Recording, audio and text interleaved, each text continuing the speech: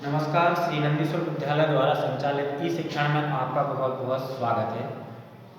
बच्चों, आज हम क्लास 10th में हिंदी विशिष्ट के अंतर्गत स्वर्ण और देश प्रेम के पद्य खंड में उद्बोधन पाठ का अध्ययन करेंगे, जिसके रचनाकार कवि हैं रामधारी सिंह दिनकर। रामधारी सिंह दिनकर आधुनिक युग के ऊर्जावान कवि हैं। वो ऊर्जावान कवि इसलिए क्योंकि जिस खंड का हम आज अध्ययन कर रहे हैं उसमें स्वर्ण और देश प्रेम जैसे पाठ का शीर्षक है, उसमें रामधारी सिंह दिनकर का एक ऐसा विशेष स्थान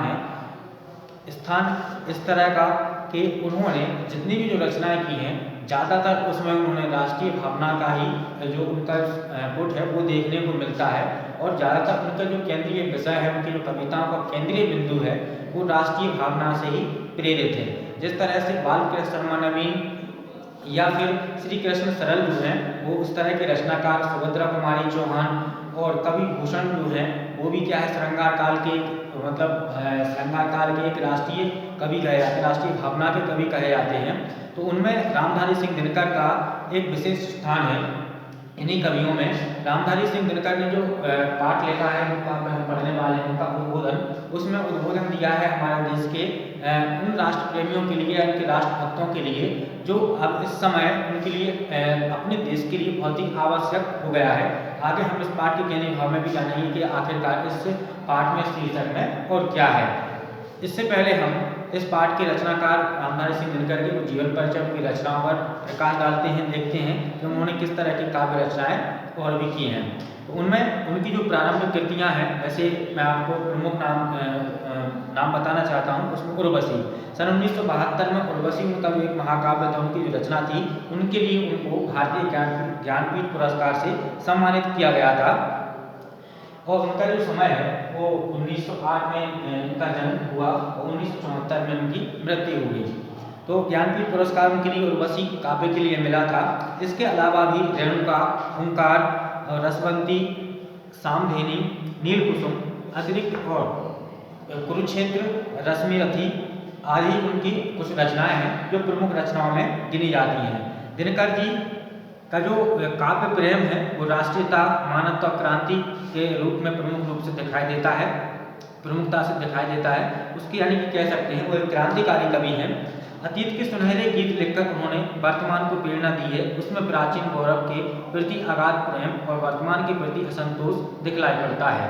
भारत का मग्न अतीत गौरव दिनकर को सदैव कसकसाता रहा, जिसकी वेदना रचनाओं में व्यक्त हुई है। शोषण के विरुद्ध क्रांति का आह्वान भी कविता में प्रमुख रूप से स्वर बन जाता है।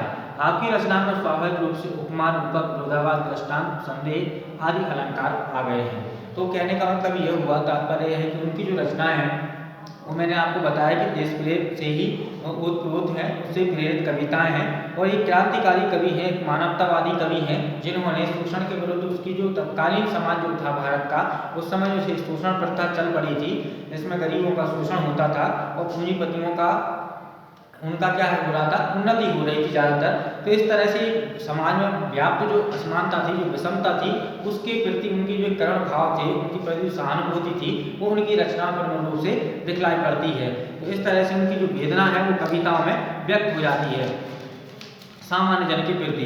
तो इस काव्य में क्या है, देखिए, रामधारी सिंह दिनकर राष्ट्रीय भावना के ओजस्वी कवि हैं। उनकी कविता में जागरण का संदेश है, समाज को जगाने का, उनके प्रति समाज, देश के प्रति समर्पण भाव भी है।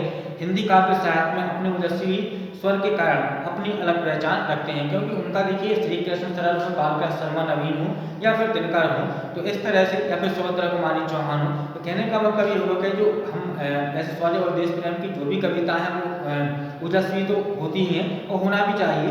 तो इसमें लेकिन रामधारी सिंह दिनकर की जो राष्ट्रीय भावना है वो कुछ अलग ही अपना स्थान रखती है इन सभी कवियों के अतिरिक्त भी। तो उनकी एक अलग पहचान है उनके काव्य की। इस कविता में क्या है, इस पर हम चर्चा करते हैं। प्रस्तुत कविता में आत्मगौरव का विस्तार किया गया है और कवि अपने उद्बोधन में कहते हैं, क्या कहते हैं कि वैराग्य और योग से बढ़कर है क्या है, कर्म का पुरुषार्थ है। इस पुरुषार्थ को जगाने के लिए जरूरी है कि अन्याय के समक्ष ना झुको, अपनी आन को मत त्यागो। स्मरण रखिए कि विपत्तियां व्यक्ति को संघर्षशील बनाती हैं, विनय भाव की वीरता की छाया में सुशोभित होता है।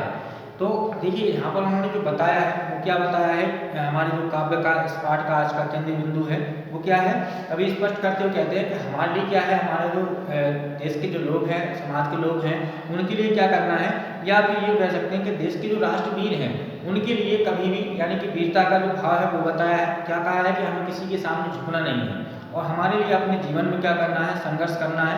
विपत्तियाँ कितनी भी क्यों ना आए लेकिन हमें संघर्ष करते रहना है, संघर्षशील बनना है, किसी के सामने हमें गिड़गिड़ाना नहीं है, चाहे हमारे प्राण ही क्यों निकल जाए, हमारा जीवन ही समाप्त क्यों ना हो जाए, लेकिन हमें क्या करना है, अपने स्वाभिमान को कभी त्याग नहीं करना है, उसे कभी ताक पर नहीं रखना है और अपनी आन बनाते हुए हमें निरंतर संघर्ष करते हुए विपत्तियों से और अपने विनय भाव से। ऐसा भी नहीं है कि हम अगर वीर हैं, हमें ताकत है, हम शक्तिशाली हैं तो हम क्या करें, उद्दंडता बताएं या उन्मादकता में डूब जाएं, ऐसा कुछ भी नहीं है। लेकिन हमें फिर भी क्या है, यही विनम्र भाव से अपनी वीरता का परिचय देना है, जो हमारे लिए क्या होता है, हमारा आभूषण है।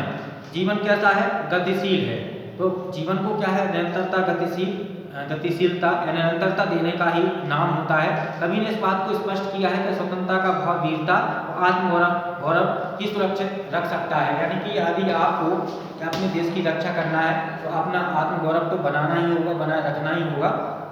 साथ ही हमें किसी भी प्रकार से अन्याय के सामने नहीं झुकना होगा, चाहे वो किसी भी तरह से हमें साहस हो अथवा ना हो, लेकिन हमें ना तो किसी के सामने, और हमें क्या है, सन्यासी बनकर भी इस तरह से जीवन व्यतीत नहीं करना है सूखे तिनके की तरह कि हमारे लिए कोई उखाड़ कर फेंक दे, इस तरह से ऐसा कुछ भी हमारे लिए नहीं करना है।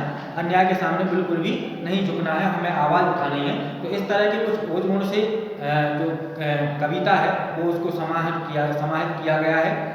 इसमें तत्सम शब्दावली का विशेष रूप से विधान किया गया है, उसका प्रस्तुतिकरण यहाँ पर किया गया है। तो आइए आज की कविता प्रारंभ करते हैं। क्या कहा है, देखिए कविता उद्बोधन में क्या कहा है, वैराग्य छोड़कर बाहों की विभा संभालो। तो कहते हैं कवि ने क्या कहा है पहली पंक्ति में कि हमें अपने सन्यासी जीवन को छोड़कर, यानी कि जो वैराग्य हम धारण कर लेते हैं, कहने का तात्पर्य है भले ही वो साहस का एक प्रतीक क्यों ना हो एक भौतिक जीवन में, लेकिन अगर राष्ट्र के समर्पण के लिए बात आती है, अगर देशभक्ति की, देश रक्षा की बात आती है, तो वहाँ पर वैराग्य हमें त्याग कर, यानी कि वैराग्य उस प्रकार का कि हमें इस तरह से अपने आप को क्या है नीचा नहीं दिखाना है, या फिर हमें अपने आप को कमजोर नहीं समझना है, और हमें निरंतर ही अपने भुजाओं के, अपने भुजबल को, अपनी आत्मशक्ति को और अपने शारीरिक शक्ति को क्या करना है, स्वयं ही अपने आप का सहयोग करना है और अपनी शक्ति को निरंतर बढ़ाते रहना है। चट्टानों की छाती से दूध निकालो, है रुकी जहाँ भी धार सिलाएं तोड़ो, बीच चंद्रमाओं को पकड़ निचोड़ो। तो यहाँ पर देखिए बहुत ही अतिशयोक्तिपूर्ण वर्णन किया गया है, लेकिन इस अतिशयोक्ति में उन्होंने जो प्रेरणा दी है वो वास्तविकता में काबिल तारीफ है, और इस अतिशयोक्ति से ही उसमें ऊर्जा भर सकेंगे वो, इसलिए उन्होंने इस तरह की अतिशयोक्तिपूर्ण शब्दावली का प्रयोग किया है। वो कहते हैं कि चट्टानों की छाती से दूध निकालो, तो कहने का तात्पर्य हुआ कि असंभव से असंभव कार्य जो है वो आपको करना है, चाहे वो हो या ना हो, लेकिन आपको प्रयास करना है। वो जो कार्य असंभव भी दिखाई पड़ रहा है उसे संभव बनाने का प्रयास करना है। यानी कि इस पंक्ति में देखिए चट्टानों की छाती से दूध निकालो, मतलब तात्पर्य यही हुआ कि हमें असंभव से असंभव कार्य को पूर्ण करना है। चट्टानों की छाती से क्या करना है, दूध की धारा जो है वो प्रवाहित करना है। यदि कहीं भी पानी की धार अगर रुकी हुई है, यानी कहने का मतलब ये कोई कार्य नहीं होता है, तो हमें पत्थरों को तोड़कर ही उसको रास्ता बनाना है। और चंद्रमा को पकड़कर भी वो क्या कहते हैं कि इतनी तुम में साहस है कि चंद्रमा को पकड़कर भी तुम क्या कर सकते हो, आसमान पर अपने पैर रख सकते हो और उसे पकड़कर निचोड़ सकते हो। यानी कि वो क्या होता है, जिससे अमृत निकलता है। कहने का तात्पर्य यह हुआ। चरतुंग शैल शिखरों पर सोम पियोरे। सोम क्या होता है, एक पदार्थ होता है, एक पेय पदार्थ होता है, इसमें मतलब एक मादक पेय पदार्थ होता है। जो कहने का तात्पर्य ये हुआ कि राजा महाराजा होते थे वो विलासता का जो जीवन जीते थे उसमें वो सोम वो पीते थे, पेय पदार्थ होता था, एक लता जो होती है वो उससे निकलता है। तो चढ़तुंग शैल शिखरों पर सोम पियोरे, योगी नहीं विजय की सदृश योरे। वो विजयी के समान जीने का संदेश देते हैं। वो कहते हैं चढ़तुंग शैल शिखरों पर, यानी कि ऊंचे ऊंचे पर्वतों पर तुम क्या, चट्टानों पर अपनी चढ़ाई करो, शिखरों पर जाओ, चढ़ो, उन पर चढ़ाई करो, यानी कि कोई कठिन से कठिन रास्ता तुम्हें रोक ना सके। तुम्हारे लिए विलासता का जीवन भले ही नहीं जीना, लेकिन तुम्हें क्या करना है, स्वाभिमानी जीवन को जीना है। योगियों के सदृश नहीं जीना है, तुम्हें विजयियों के समान अपना जीवन को व्यतीत करना है। अपनी आन बान शान की रक्षा करनी है। आगे कहते हैं कि छोड़ो मत अपनी आन शीश कट जाए, मत झुको अनय पर भले व्योम फट जाए, 2 बार नहीं यमराज कंठ धरता है, मरता है जो एक ही बार मरता है। तो यहाँ पे देखिए मृत्यु सबको आती है, एक ही बार सब मरते हैं, उनका कहने का तात्पर्य यह हुआ। लेकिन वो कहते हैं कि फिर भी क्या है, आप अपनी आन पर या अन्याय पर किसी प्रकार से झुकना नहीं है, भले ही आपका शीश क्यों ना कट जाए, लेकिन आपके लिए अपने स्वाभिमान को बिल्कुल भी झुकने नहीं देना है। भले ही अन्याय पर क्या है, भले ही आप आसमान के बादल मतलब तो अन्याय पर आपको झुकना नहीं है, भले ही आसमान क्यों ना फट जाए। 2 बार नहीं, क्योंकि मृत्यु देखिए 2 बार नहीं आती, बार बार व्यक्ति नहीं मरता है। यमराज एक ही बार लेने के लिए आता है, मृत्यु एक ही बार आती है। लेकिन वो कहते हैं कि एक ही बार कोई मरता है, बार बार तो नहीं मरता। लेकिन आपको क्या करना है, लेकिन इस तरह से जीवन व्यतीत नहीं करना है, झुककर नहीं जीना है। तुम स्वयं मरण के मुख पर चरण धरो रे, जीना हो तो मरने से नहीं डरो रे। यहाँ पे वो कहते हैं कि मरने से आपको भयभीत नहीं होना है, मृत्यु से भयभीत ना होकर आपको क्या करना है, आपको यमराज पर क्या है विजय प्राप्त करनी है, मरण के मुख पर ही आपको अपने चरण रखना है। इस तरह की प्रेरणा देते हुए वो बार बार यही संदेश, देशभक्ति का संदेश देते हैं।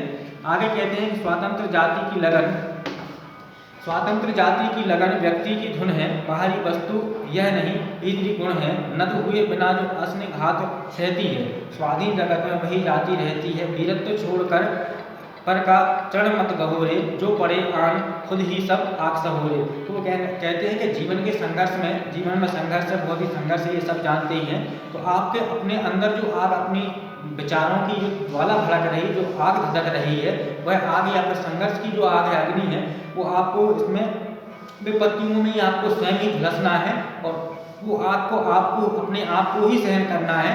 वो इस तरह से बात कहते हैं कि स्वतंत्रता जो जाति की है, क्या है, स्वतंत्रता जो है जीवन का जन्मसिद्ध अधिकार है, वो कोई बाहरी गुण नहीं है, ये व्यक्ति का क्या है जन्मसिद्ध अधिकार है, कोई बाहरी वस्तु नहीं है, भीतरी गुण है। और वो देखिए स्वतंत्र स्वाधीन जगत में नहीं, स्वाधीनता से जो जाति जीवित इस संसार में जो जीवित जाति है वो यही रह सकती है जो क्या करती है, और कष्टों को, घोर कष्टों को सहन करती है, दुखों को सहन करती है, तलवारों के आघातों को सहन करती है।